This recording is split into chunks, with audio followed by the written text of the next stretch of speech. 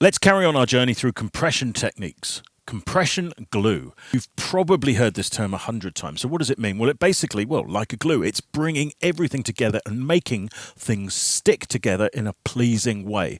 And if we're going to talk about glue, we have to talk about this, the SSL compressor that was built into all of those classic consoles in the 80s and 90s. This is SSL's own latest version of that in plugin form, and it's damn good, I've got to say. You will see pretty much the same set of controls. So you've got a threshold control where you start to dial the compression in, attack and release speed controls that have discrete values, a ratio of compression, and a high-pass filter if you're lucky. The original SSL designs were completed at a time when tape machines were still in use, and the amount of sub that was on music was dramatically lower than it is today. So these are a very welcome addition, and don't worry, they only affect the sidechain or the detection circuit. They're not going to start rolling bass end or sub information off of your production. It just helps the compressor trigger on the right bits. And this particular plugin allows you to turn oversampling up to either 2 or 4 times. Now, you may have seen oversampling on EQs and be wondering why it's so useful in compression. Well, if you think about it, the entire process happens on the time domain, not the frequency domain. So if you double or quadruple the speed at which the information is being analyzed and then processed, it's going to be more accurate. But your ears need to decide the best settings for you. Here it is in action on one of the Mercury projects called Hero.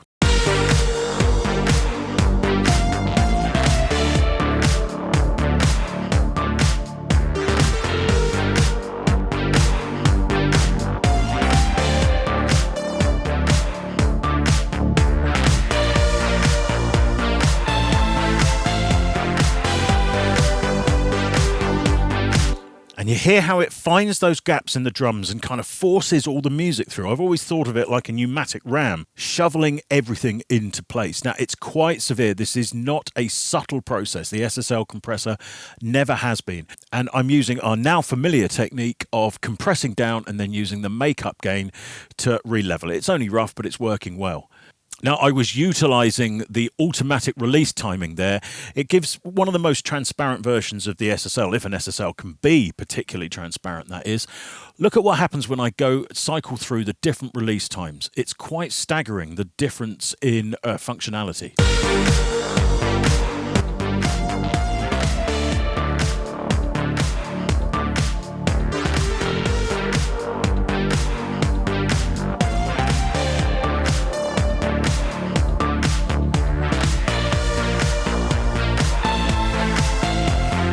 Now, there's a very well-known setting known as the Dre setting, where basically just open the attack all the way up so you get the punch through from that attack portion, and then bring the release time to the fastest, ratio 4:1.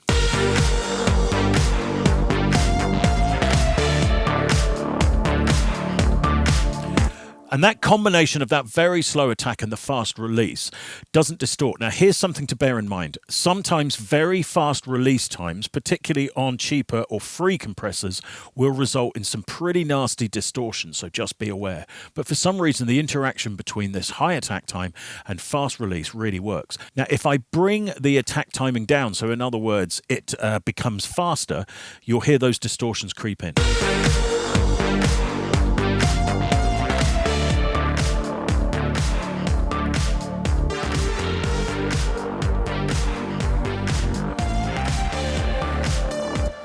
Right to the point where all the transients are squashed out. I am being very heavy-handed here with this compression.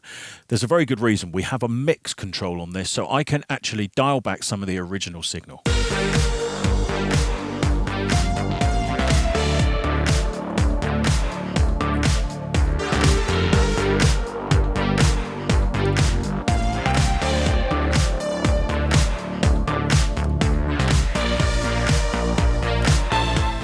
So we really can have our cake and eat it on these compressors these days.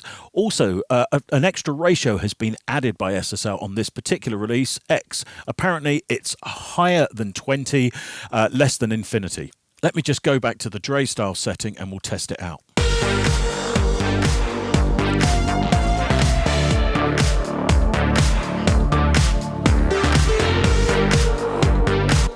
Now, for me, that adds an extra degree of solidity. Great little addition now. I would actually say there's something else rather sneaky going on underneath the hood there. That's quite an addition.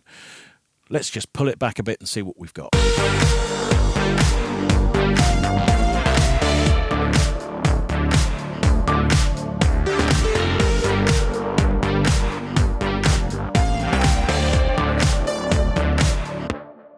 Now, obviously, this is not the only game in town, so let's take a whole different selection of bus-style compressors and throw the same piece of music at.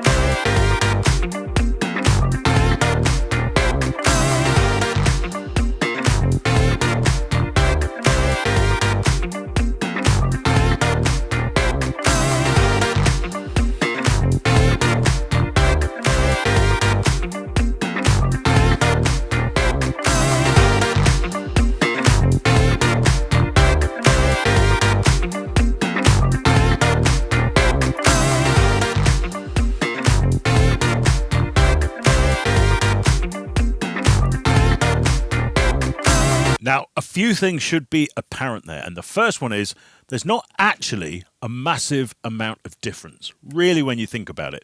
What we're hearing there are the timing variations, but these very much are the characters of certain compressors. But if you think about it, this is good news, because any half-decent compressor is going to do a fairly good job if it's set up right, and that's your job to investigate these and work out what sounds you like the best. I just want to stop for a minute and make a very serious point.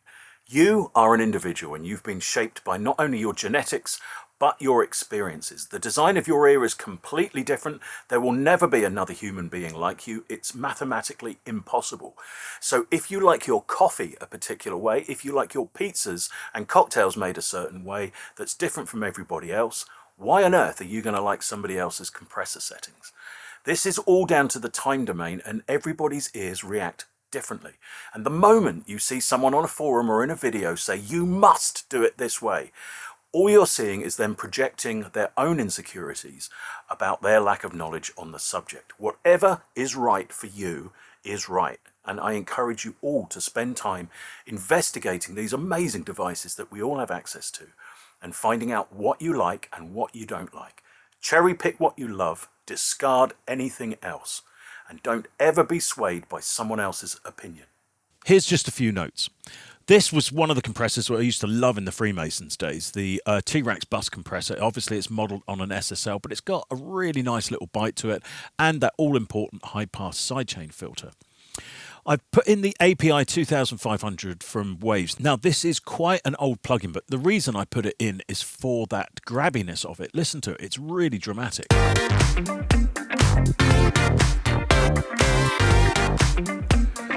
There is a serious gotcha on certain emulations, and in the Freemasons days, I never used this. That's because I was working way too hot, and it sounded dreadful. What I discovered is that I was just firing the wrong signal levels in, and the way around that is quite simple. Take a gain plugin and turn it down, let's say something like 12 dB, then you have the compressor. Now I'm using another gain plugin just after it that's reclaiming what I took off in the first place. So if you think about it, this is effectively cancelling each other out, but it means the device in between is being operated at a much lower level. And this is very important because an awful lot of these analog emulations emulate the circuitry on the way in. And if you blast super hot audio into a piece of outboard, it will sound dreadful, and that is replicated in the software.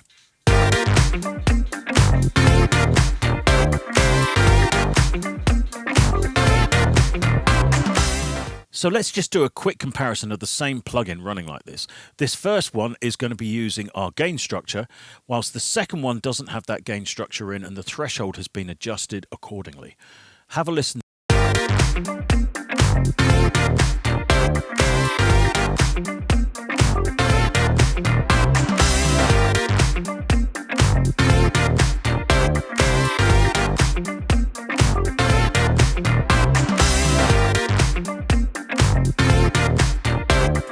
You hear it's a little bit smoother on this one that we've applied the gain structure to. We're also losing a little bit of the clip. There is a bit of distortion creeping into the signal. So do watch this on all of these modelled compressors. Next up, I used the P11 from Pulsar Modular, and this is quite something. It's well worth demoing this. So basically, Pulsar Modular are a very small company that are obsessed with the analog type of sound in code. This is their compressor that is very customizable. There's all sorts of additional options at the top, and you've got some fantastic drive options to kind of emulate distortion from transformers on the in and the out. If you click on the preset menu, you'll see it hints at some very famous compressor devices. So there's an awful lot of flexibility within this. Pulsar Modular are really getting a good name for themselves for having an analog edge into their code. They are a very small company, but here's something absolutely bizarre. When I brought this, I got a free hoodie. It's the hoodie I actually wore in the first two videos on compression. I am not endorsed in any way, shape or form by Pulsar Modular, but I just love what they do. But what a unique touch to get something through the post from buying a plugin. Next up was Unisum by Tone Projects, a very clean and clear compressor, definitely suited for mastering and bus duties. Don't expect a ton of colour from this, but do expect real accuracy. I found it ever so useful on drum buses. This is Arturia's diode bridge Neve style compressor, and what I loved about this was being able to flip it to dual mono mode, and it just made all the stereo stuff tickle around a bit, even with ganged controls for stereo operation. In the past, I must admit I've not used Neve compressors very often on bus duties, but doing this compressor series has really made me investigate them, and I'm very impressed at what you can get out of them. Now, we have to talk about this. This is made by George Massenberg. I have to say, George, your GUI is absolutely terrible. Please hire some proper graphic artists, because this is not doing this thing justice in any way, shape or form. George Massenberg pretty much invented parametric EQ, and his 8200 unit is legendary.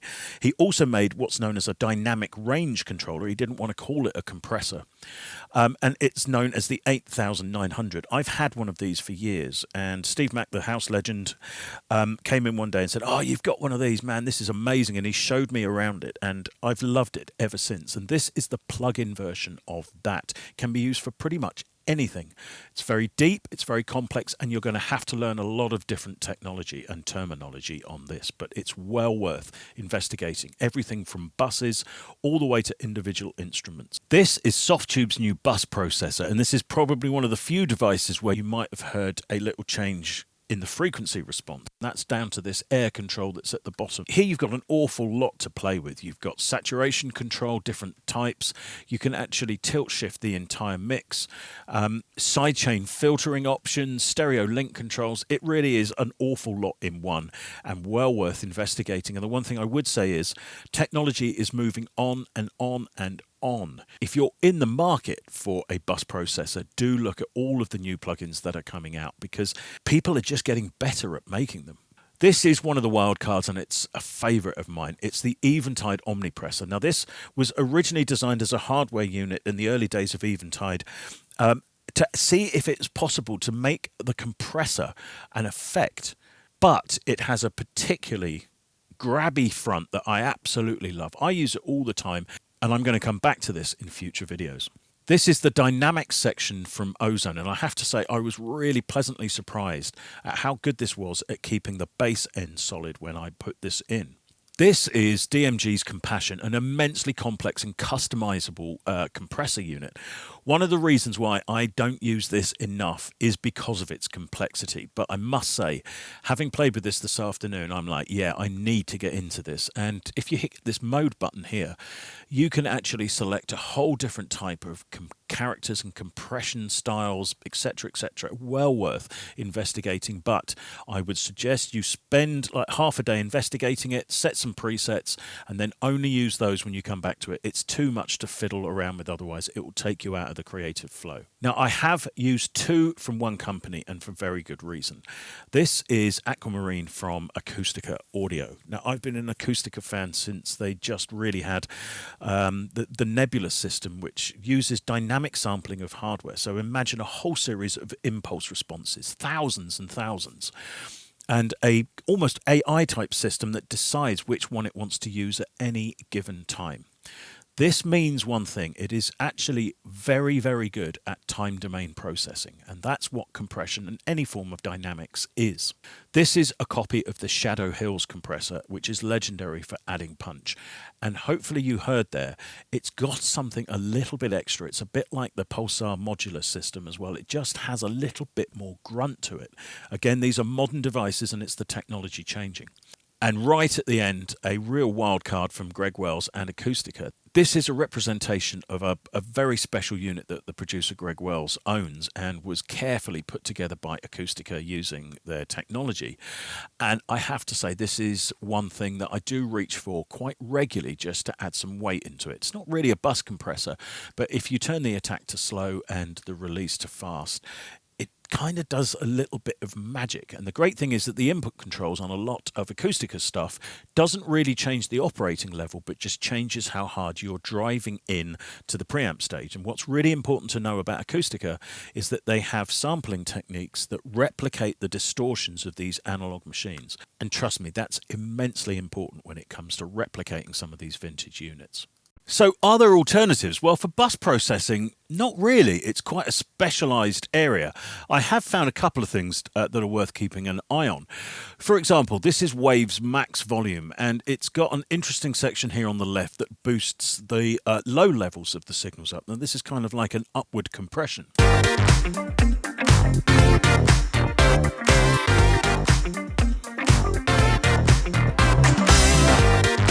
I used to use this an awful lot in the Freemasons days to bring the level of synth stems and things like that up.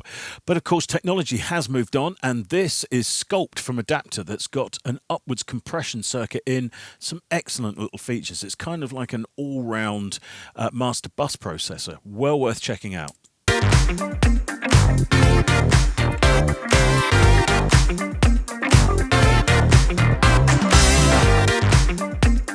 And then suddenly I did have a thought about this, the Oxford Inflator. This is a device that's really good at just adding a little bit of analog style weight into things. It's been used for many, many years, and it's quite unique in what it does.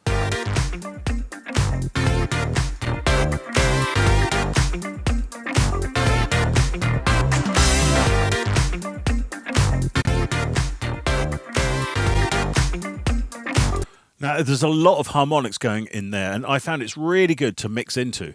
I've also found that, particularly on club tracks, if you turn the effect all the way up to the top and then mix into it right from the beginning, you'll make some quite interesting choices, and by the end of it, everything will come together really well.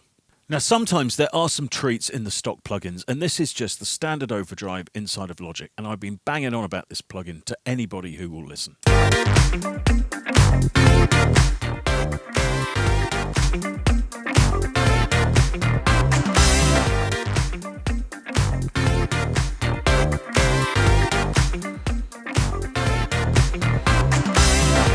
It is a touch crispy there, but you could pull it all the way down, but just hear those extra harmonics it adds.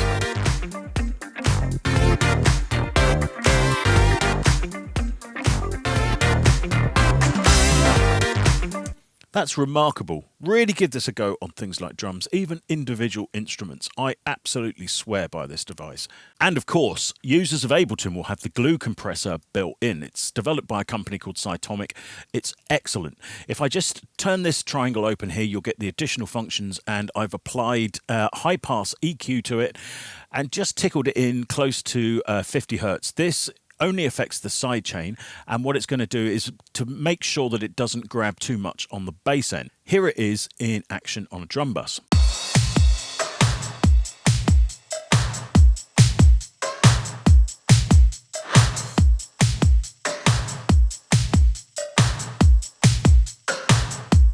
Now, it's got a couple of functions that I find really handy. This range control controls the amount of gain reduction that the compressor is capable of, and this will give you an awful lot of choice between sounds.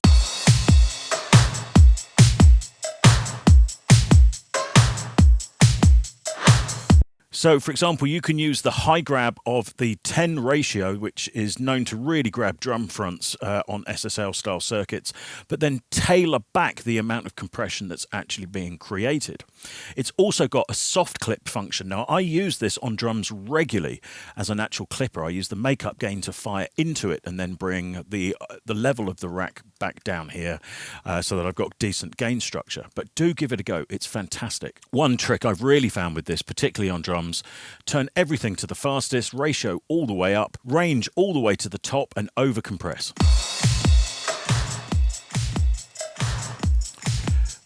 Here, all those transients disappear. Now put a dry signal, a dry version of exactly the same signal right next to it.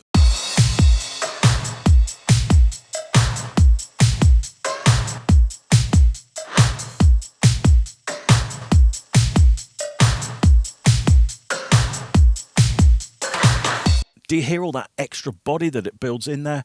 And all of the natural transients of that part are still sailing through.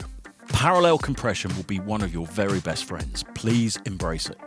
This is one of 6 videos covering common usages of modern compressors, so please don't forget to check out the others. Also, we've created this. It's an emulated vintage compressor cheat sheet where we're describing each of these original designs, like for example the Uri 1176, with descriptive terminology. We've also given you some ideas of what it's great for and some tricks or quirks of that particular device and the emulations. Don't forget to grab it using the link in the description. Thanks for watching, and we'll see you on the next one.